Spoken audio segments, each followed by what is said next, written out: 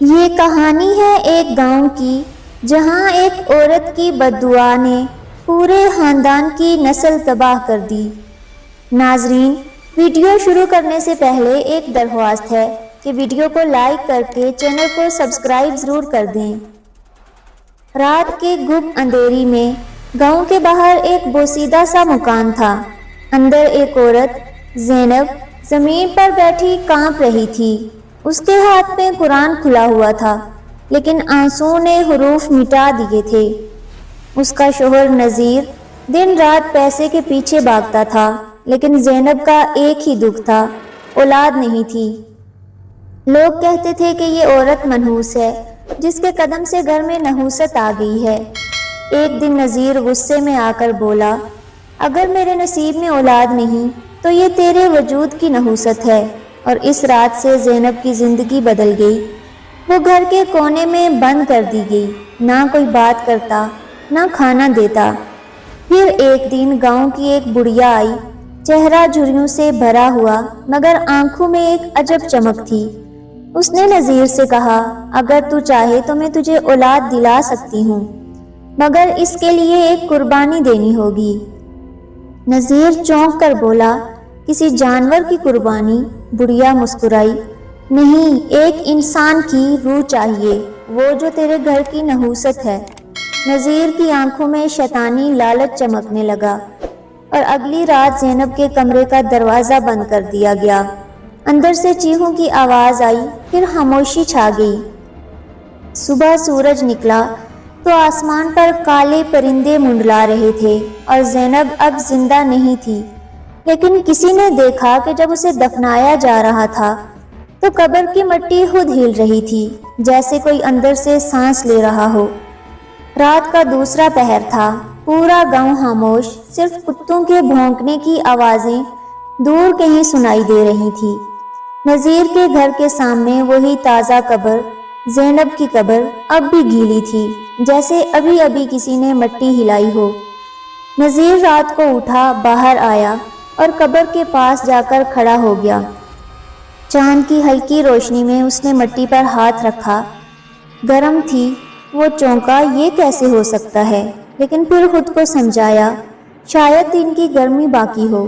واپس گھر آ گیا، مگر جب وہ پلٹنے لگا تو قبر کے اندر سے ہلکی سی ٹھک ٹھک کی آواز آئی، جیسے کوئی اندر سے مٹی پر ہاتھ مار رہا ہو۔ نذیر کا دل کانپ گیا، وہ رک گیا۔ آواز پھر آئی، ٹھک ٹھک ٹھک، اور پھر ایک دبی سی آواز، نذیر۔ نذیر کی ریڑھ کی ہڈی میں سنسناہٹ دوڑ گئی۔ اس نے کانوں پر ہاتھ رکھ لیے، یہ وہم ہے، یہ وہم ہے۔ لیکن آواز واضح تھی، نذیر، میں زندہ ہوں۔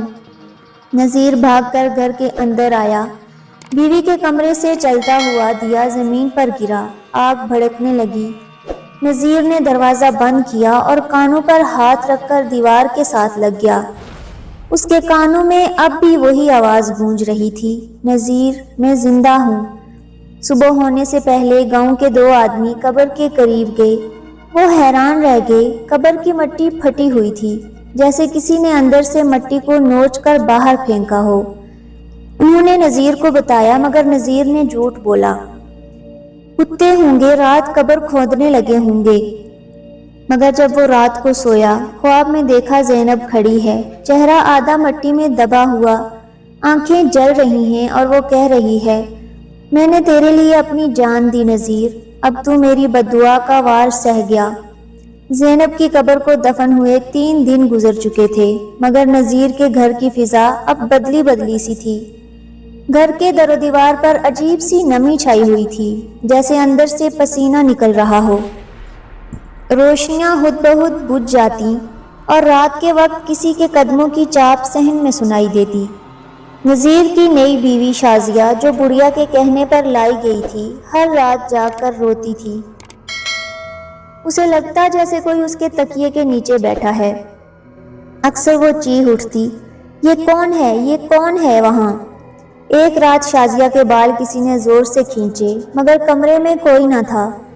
صبح نذیر جاگا تو دیکھا دیوار پر انگلیوں کے نشان بنے ہیں، گیلی مٹی کے، جیسے قبر سے کوئی آ کر دیوار چھو گیا ہو۔ نذیر نے ان نشانات کو مٹایا، مگر اگلی رات وہ پھر نمودار ہو گئی، اور اس بار ان کے ساتھ ایک جملہ لکھا تھا، میں واپس آ گئی ہوں۔ نذیر کی حالت خراب ہو گئی۔ اس نے گاؤں کے مولوی کو بلایا۔ مولوی صاحب نے قرآن کھولا، کچھ آیات پڑھی، پھر اچانک ان کا چہرہ زرد پڑ گیا۔ انہوں نے آہستہ سے کہا، یہ کوئی عام سایہ نہیں، یہ حق تلف روح ہے، جس کا خون ناحق بہایا جائے وہ دنیا کی مٹی میں سکون نہیں پاتی۔ نذیر نے پوچھا، تو کیا زینب کی روح واپس آ گئی ہے؟ مولوی صاحب خاموش رہے، بس اتنا کہا، قبرستان کے قریب مت جانا اور نہ ہی تنہا رات گزارنا، کیونکہ جسے تم نے دفنایا تھا وہ اب زندہ نہیں مگر خاموش بھی نہیں۔ اسی رات نذیر کے کمرے کی چھت سے پانی ٹپکنے لگا۔ جب نذیر نے سر اٹھا کر دیکھا، چھت پر کوئی کھڑا تھا، بال بکھرے ہوئے اور آنکھوں سے مٹی کے آنسو بہہ رہے تھے۔ نذیر بے ہوش ہو گیا۔ صبح جب آنکھ کھلی تو دیوار پر ایک نئی تحریر تھی، نذیر تیرا وقت قریب ہے۔ رات کا وقت تھا، گپ اندھیرا، باہر ہوا تیز چل رہی تھی، درختوں کی شاخیں آپس میں ٹکرا کر سسکیاں بھر رہی تھیں۔ نذیر اور شازیہ اپنے کمرے میں سو رہے تھے، مگر فضا میں کچھ بہت بھاری تھا۔ چاند کی روشنی کھڑکی سے اندر آ رہی تھی اور شازیہ کو ایسا لگا جیسے کوئی کھڑکی کے باہر کھڑا اسے گھور رہا ہو۔ وہ ہڑبڑا کر اٹھی، پردہ ہٹایا، کچھ نہیں تھا، لیکن جب اس نے پلٹ کر دیکھا، بستر کے کنارے پر ایک عورت بیٹھی تھی، بال مٹی میں بھیگے ہوئے، کپڑے پھٹے اور آنکھوں میں سیاہی بھری ہوئی۔ وہی آواز، شازیہ۔ شازیہ کے لب کانپنے لگے۔ تو کون ہے؟ عورت مسکرائی، میں وہ ہوں جس کی جگہ تو نے لی تھی۔ اچانک ہوا کا زور بڑھ گیا، چراغ بجھ گیا اور کمرے میں اندھیرا پھیل گیا۔ نذیر گہری نیند میں تھا، کچھ نہ سنا۔ شازیہ کی چیخ گاؤں کے آخری کونے تک پہنچی، مگر جب لوگ دروازہ توڑ کر اندر گئے تو کمرے کی دیواروں پر کالے ہاتھوں کے نشان تھے اور بستر پر شازیہ نہیں تھی، صرف اس کا دوپٹہ مٹی میں لت پت پڑا تھا۔ نذیر ہوش میں آیا تو چلا اٹھا، میری بیوی کہاں ہے؟ کہاں لے گئے اسے؟ مولوی صاحب آئے، انہوں نے قرآن کھولا، کچھ آیات پڑھی، پھر بولے، وہ عورت نہیں گئی نذیر، وہ زمین کے نچلے حصے چلی گئی ہے، جس کے خون پر تیرا ہاتھ لگا، اس نے اپنی جگہ واپس لے لی۔ نذیر کے آنسو نکل آئے، مگر اب پچھتانے کا وقت گزر چکا تھا۔ رات کے وقت جب وہ اکیلا بیٹھا رو رہا تھا، دروازے پر ہلکی سی دستک ہوئی، ٹھک ٹھک۔ نذیر ڈر کے مارے پیچھے ہٹا، دروازہ آہستہ آہستہ خود کھلنے لگا اور باہر ایک عورت کھڑی تھی، شازیہ، لیکن اس کا چہرہ سیاہ، آنکھیں خالی اور ہونٹوں سے صرف ایک جملہ نکلا، زینب کہہ رہی ہے ابھی تو آغاز ہے نذیر۔ صبح کا وقت تھا، گاؤں میں خوف پھیل چکا تھا۔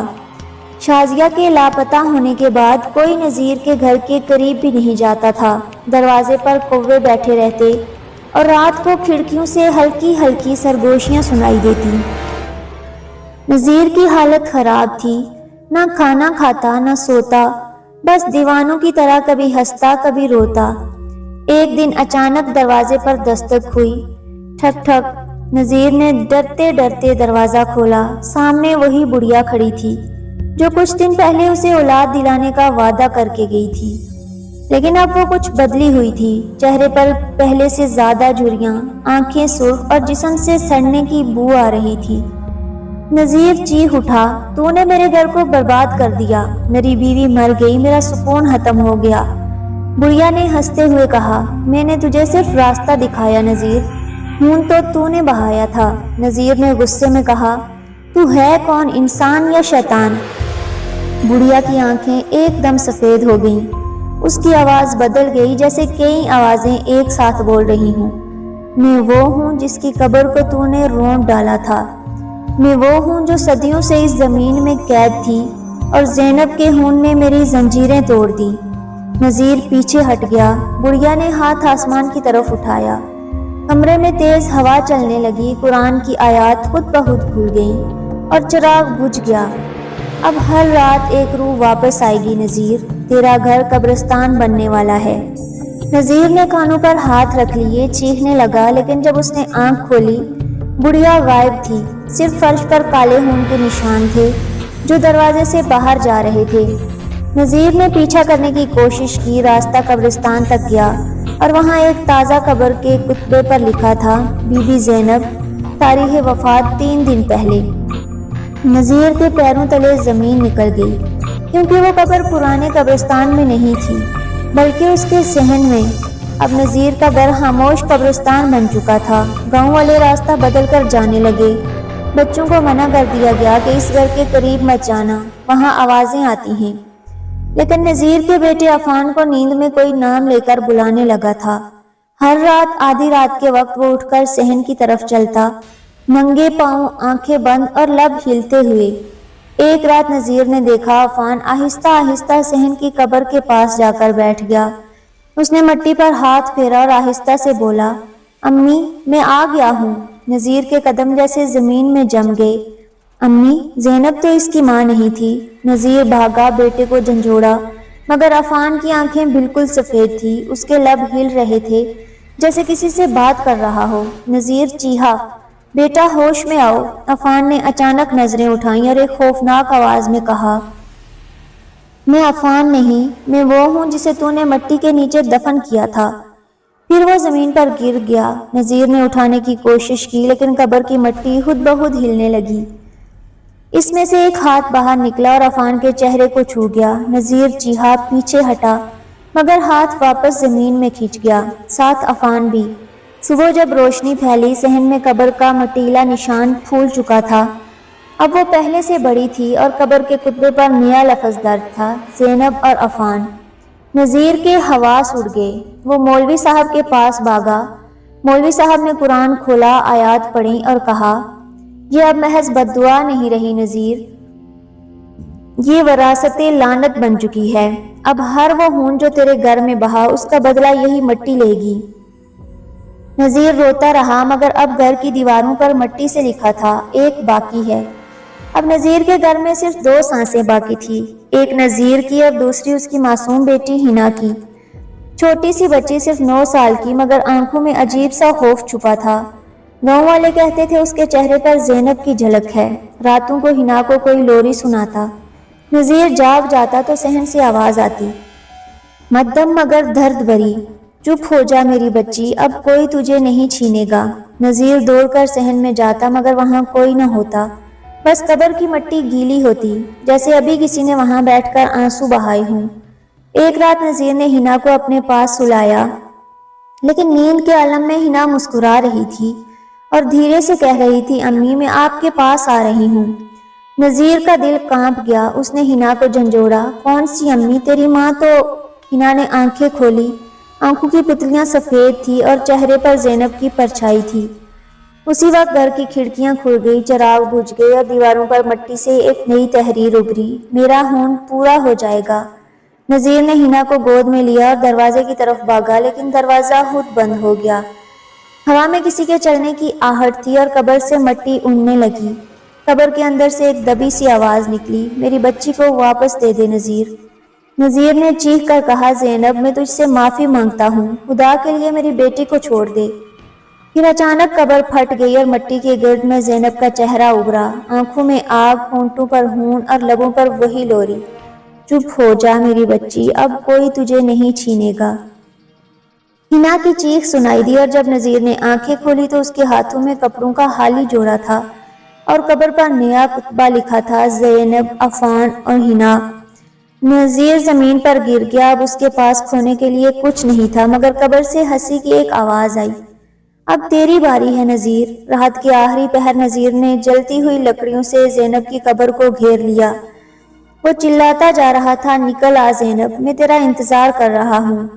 ہوا تیز ہوئی، شعلے لہرائے اور قبر کی مٹی پھر ہلی۔ زینب کی پرچھائی ابھری، مگر اس بار تنہا نہیں تھی، اس کے پیچھے ایک مرد کھڑا تھا، کالا چولا، حالی آنکھیں۔ زبین نے کہا، پہچانا، یہ وہی ہے جس نے میرا خون بہایا، تو نہیں، تیرا باپ عفان۔ نذیر کے پیروں تلے زمین کھسک گئی، میرے باپ نے؟ نہیں، یہ جھوٹ ہے، زینب نے چیخ کر کہا، اس نے مجھے تیرے لیے مارا تھا، میں عفان کی بیوی تھی، مگر اس نے چاہا کہ میں مر جاؤں، اور تو نذیر اس کے گناہ کی نشانی ہے۔ نذیر کے آنسو بہنے لگے، اس کے سامنے اپنی ماں کا چہرہ، پھر باپ کی قہقہوں کی گونج، اور پھر وہ لمحہ جب ہنا قبر میں کھو گئی تھی۔ اچانک زمین پھٹی اور زینب کا ہاتھ باہر آیا۔ نذیر نے پیچھے ہٹنے کی کوشش کی مگر پاؤں زمین میں دھس گئے۔ پتھروں سے آواز آئی، خون کا قرض پورا نہیں ہوا۔ پھر وہ ہاتھ نذیر کے سینے میں گھس گیا اور ایک لمحے میں اس کی چیخ فضا میں تحلیل ہو گئی۔ جب گاؤں والے صبح آئے تو قبر کے اوپر 3 نام تھے، زینب، عفان، نذیر، لیکن مٹی کے نیچے سے اب بھی بچی کی ہنسی سنائی دیتی تھی۔ نذیر کے مرنے کے بعد گاؤں میں خوفناک واقعات رونما ہونے لگے۔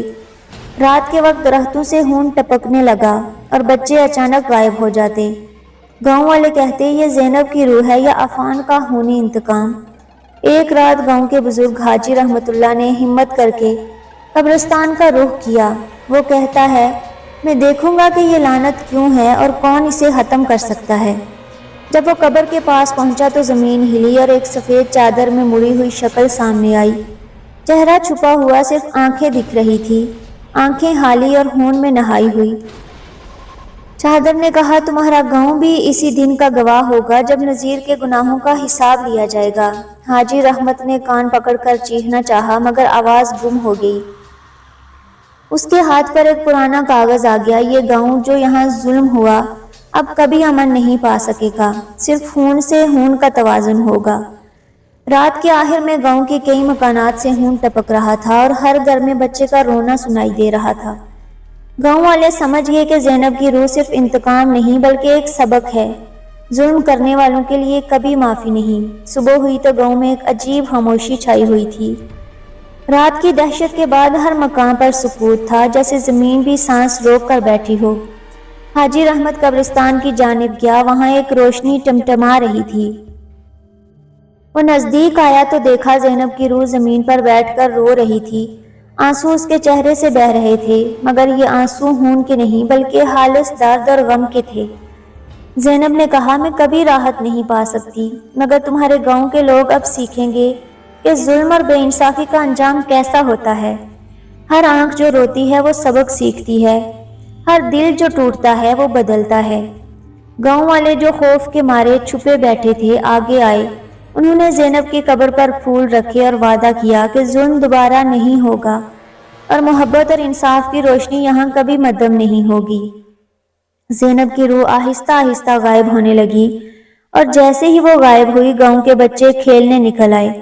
پرندے گنگنا رہے تھے اور سورج نے اپنی پہلی کرنیں زمین پر ڈالی۔ حاجی رحمت نے آسمان کی طرف دیکھا اور سر جھکایا، آنکھوں میں آنسو، دل میں سکون۔ اس دن گاؤں نے پہچانا کہ ظلم کا انجام دردناک ہوتا ہے لیکن انسانیت کی روشنی ہمیشہ جیتتی ہے۔ پیارے دوستو، اگر ویڈیو اچھی لگی ہو تو چینل کو سبسکرائب کر کے ویڈیو کو لائک کریں۔ شکریہ۔